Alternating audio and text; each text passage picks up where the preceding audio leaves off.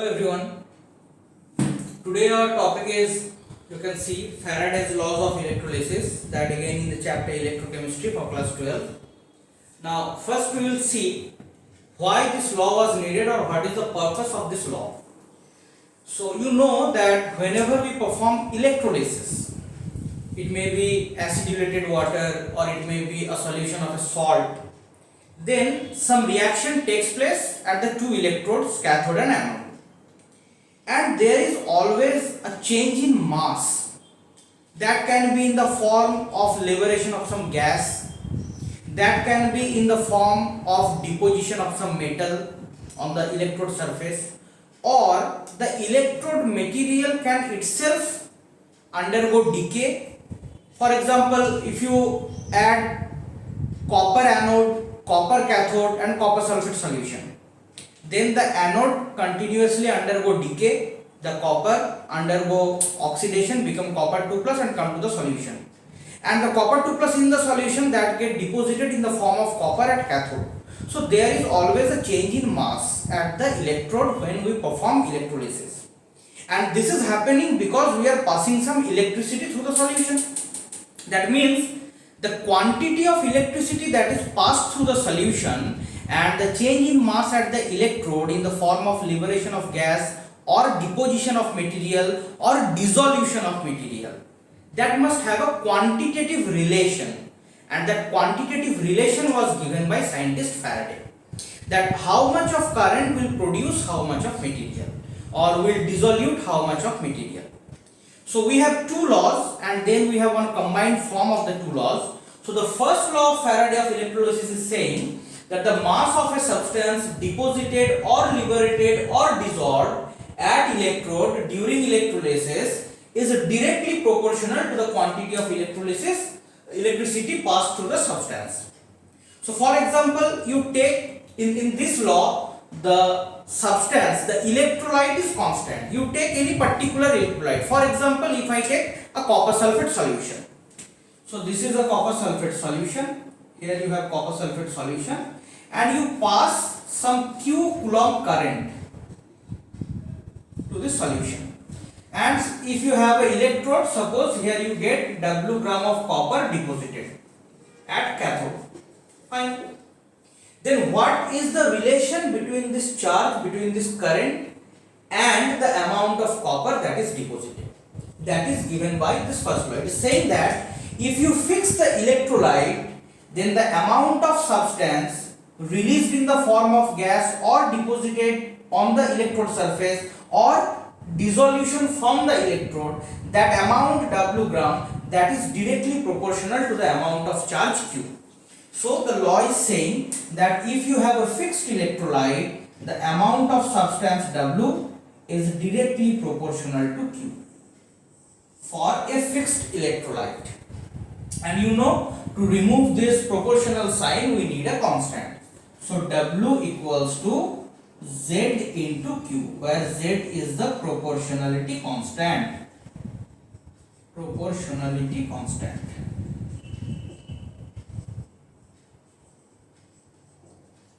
Now we can define this proportionality constant Z. In this law, if I put Q equals to 1 coulomb, then W becomes Z. So if Q equals to 1 coulomb, W equals to Z. So Z is the amount of material deposited or liberated at the electrode when 1 coulomb of charge is passed. And we pass charge in the form of current, and you know that coulomb is ampere into second. Suppose x ampere of current is passed for t second, then this Q will be simply equals to x into t. So we pass this Q coulomb of charge in the form of current, and we get that amount of charge by simply multiplying the current into time, into duration. So Z is the amount of substance produced when 1 coulomb current is passed. So now think, one side electrical world, one side material world. In electrical world you have 1 coulomb charge. Then what will be its equivalent in the material world? It will be Z gram of substance. So Z is the equivalent mass corresponding to 1 coulomb of charge, and that is why it has the name electrochemical equivalent. Electrochemical equivalent, because this is the mass equivalent of 1 coulomb charge. So it is known as electrochemical equivalent. And simply what will be the unit of Z? It will be W by Q. So gram by coulomb. So Z equals to gram per coulomb. That is the unit of Z. And this electrochemical equivalent, this is a property of material. It will vary from material to material. If you pass 1 coulomb current, the amount of substance you get for copper sulfate, that must not be equal if it is silver nitrate or if it is lead bromide, like that. So from material to material, this Z will vary. So if you take the same copper sulfate solution 2 times, first you pass Q1 coulomb of current, you are getting W1. In the second copper sulfate solution, you are passing Q2 coulomb of current, you are getting W2 gram of substance. In that case, we can say for the same electrolyte, W1 by W2 will be equals to Q1 by Q2. For a particular electrolyte, if you pass to different amount of current to different amount of charge 2 times and you get different amount of substances released at the electrode, then W1 by W2 will be simply equals to Q1 by Q2. So this is all about the first law of Faraday. Next we will move to the second law of Faraday. Now come to the second law of Faraday. It is saying that when same quantity of electricity is passed through different electrolytes, the amount of substances liberated at different electrodes are proportional to their chemical equivalents. So in the first law, we fixed the electrolyte. Now in the second law, we are fixing the amount of current, the amount of charge, and we are taking different electrolytes. For example, you have 3 to 4 different electrolytes. You have one copper sulfate solution, you have one acidulated water solution, you have one silver nitrate solution, you have one lead bromide solution. Now connect all these solutions in series connection. If it is series connection, then it is ensured that it is exactly the same amount of charge or current that is passing through all the solutions. Then for copper sulfate solution, you may have W1 gram of copper deposited at cathode. For the silver nitrate solution, you may have W2 gram of silver deposited at cathode. In the lead bromide solution, you have W3 gram of lead deposited at cathode. So these different amounts for the same amount of current, W1, W2, W3, they will be directly proportional to the respective chemical equivalent, which is famously known as equivalent weight or equivalent mass. So the law is saying that for a fixed amount of Q,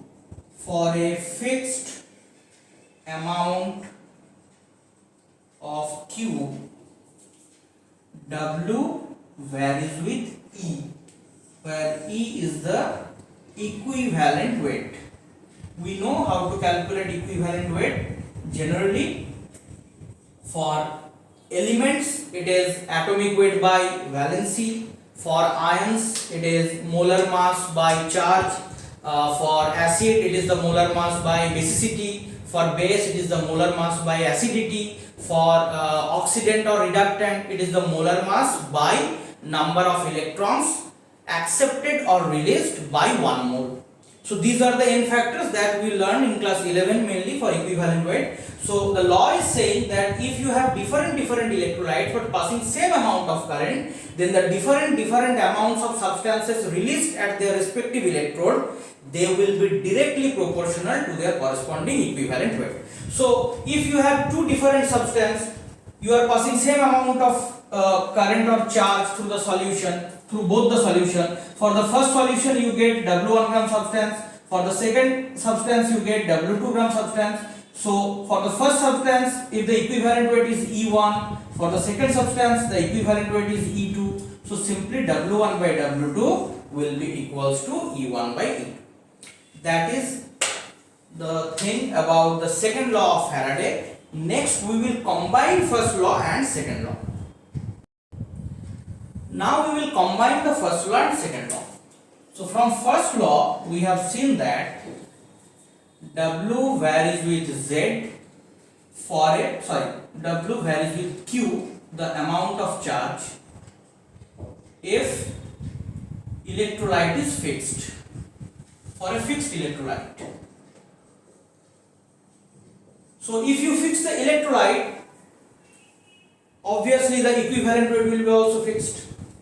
And the second law is saying W varies with E if you have different electrolytes but passing same amount of charge, so Q is fixed. So if I combine these two laws according to the theory of variation mathematics, that gives you W varies with EQ when EQ both are variable. That means you are taking different electrolytes as well as you are passing different amount of current. Now to remove this proportional sign, we need a constant. This proportionality constant, here it is a new type of constant, 1 by F. There is a reason to take the proportionality constant in the form 1 by F but not F. We will see it just after few seconds. So the equation we get is W equals to EQ by F, where 1 by F is the proportionality constant. Proportionality constant. Fine. Now observe this equation, W equals to EQ by F. If I take W equals to E, then we can say Q equals to F. What does it mean? W equals to E, that means the amount of substance released or deposited, that is one equivalent, E gram. For that, the required amount of charge is equals to F. So what is the meaning of F? F is the amount of charge or current required to deposit or liberate one equivalent of substance, and that is known as Faraday. Instead of 1 by F, if I take the proportionality constant F, then you cannot define that proportionality constant. But if I take it 1 by F, it has a physical meaning, the amount of charge required to release or liberate one equivalent of current, and this is known as Faraday. Faraday, very important constant, and later we will see this is not a simple constant, this is a universal constant. That means whatever may be the electrolyte, it is the same amount of current or charge required to liberate or deposit one equivalent substance. So F is Faraday, and as you know, if you are passing I ampere current for t seconds, then your Q will be equals to IT. So this equation can be further written as W equals to EIT by F. For your numerical problems, especially that comes in your board exam, the numericals are given in the form of this ampere of current is passed for this minute or hour. You have to convert that time, that duration into second. Ampere is given, so you will get the Q. So now we are going to find what will be the value of this F, whether it is a universal constant or whether it will vary from electrolyte to electrolyte. That we will see next. So now we will see what is the relation between E, F and Na, where E is protonic charge. Many of the persons or teachers, they use E as electronic charge. In that case, some confusion arises whether to take the mod value or not, plus minus sign, etc. That is why it is always better to write E as protonic charge, then there is no problem regarding the sign, because you know the amount of charge for one proton and electron, that is same, and that is 1.6 into 10 to the power minus 19 coulomb. So E is the protonic charge, F is Faraday, and Na is the Avogadro number, that is 6.023 into 10 to the power 23. Now take a general ion Mn plus. You have this cation in the solution in the aqueous form. We want to deposit it, so we will require n moles of electron, and that will deposit the metal in the solid form. So from this equation, it is clear that 1 mole Mn plus require n moles of electron to be released as 1 mole M solid. Now 1 mole of Mn plus means how many equivalent? N equivalent, because for ions we know equivalent weight is molar mass by the charge number N. So 1 mole is N into equivalent weight, that means N number of equivalents. So 1 mole is N equivalent. So from here we can write 1 mole Mn plus is N gram equivalent Mn plus require this N moles of electron. Therefore 1 gram equivalent Mn plus require 1 mole of electron. Now this Mn plus, this is a general ion, it can be copper 2 plus, it can be Ag plus, it can be Fe3 plus, whatever may be, but see the relation. For 1 gram equivalent of any ion, it will require 1 mole of electron to be released at the electrode. So amount of charge of 1 mole electron, that is a constant, and we have just now seen that the definition of Faraday, the amount of current required to release one equivalent substance.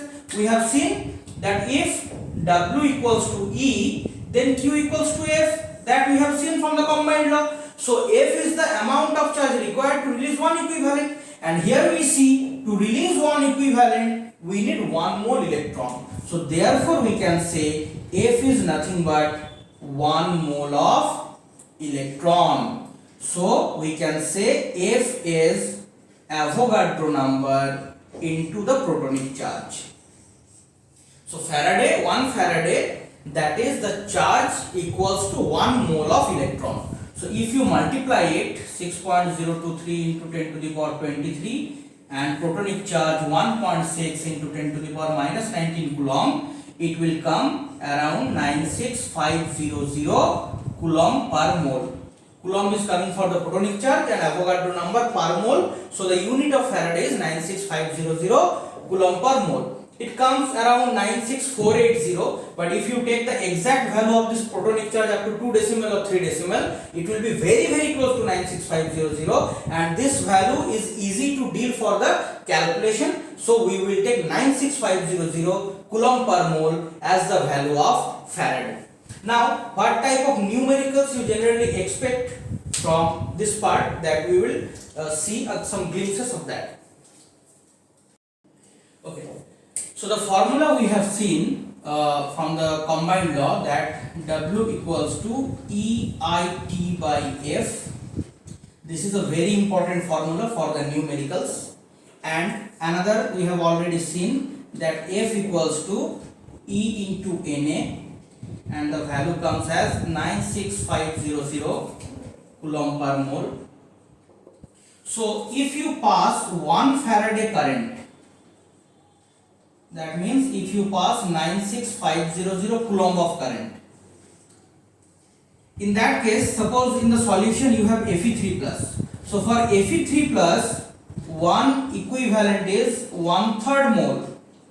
So you will get 1/3 into 55.85 gram of Fe, because 55.85 is the atomic weight. So 1/3 mole means this gram of Fe will be deposited at cathode. The same amount of current if you pass through copper 2 plus solution, then one equivalent of copper, the charge is 2 unit here, so it will be half mole. That means half into 63.5 gram of copper, because copper has the atomic weight 63.5. If you pass it through zinc 2 plus solution, again one equivalent zinc is half mole, so it will be half into 65 gram of zinc. If you pass it through aluminium 3 plus solution, so again one equivalent equals to 1/3 mole, so it will be 1/3 into 27, that is equals to 9 gram of aluminium. So the same amount of current, that is 1 Faraday, that is releasing one equivalent of different substance. Now since equivalent weight of different substances are different amount of substances are released in gram unit. but all of them are one equivalent. That is why this 1 Faraday, that is a universal constant. From this formula you have numericals like ampere will be given, second will be given, W will be given, and you will be asked the molecular weight or atomic weight, and valency will be also given. So using this formula WIT given, if you know the constant you will get E, and valency is given, so atomic weight will be equivalent weight into valency. So this type of numerical you may expect that it may be given that certain amount of current is passed through FeCl3 solution and W 1 gram of substance is deposited. If same amount of current is passed through aluminium 3+ solution, what will be the mass of aluminium deposited? So in that case you take the amount of current that is depositing what amount of Fe3+ using this formula, you will get the amount of IT, the charge. So again apply this formula for aluminium. For aluminium you know the equivalent weight E, IT you know F, you will get the W. So in our next video we will come with numericals for both Cold-Rush law as well as for Faraday's law. This is the theory of Faraday's law which connect the amount of current with the amount of substance. Two condition, one when the electrolyte is fixed, one when the current is fixed, and then we combine it and we get a very important constant in electrochemistry, that is Faraday, and it has the value 96500 coulomb per mole. So that's all for today. In our next video we will come up with some numerical problems from Cold-Rush law and Faraday's laws of electrolysis. And last but not the least, just like, comment, share and subscribe with your friends, with the students you think who will be benefited from this video. So please share this video. Thank you.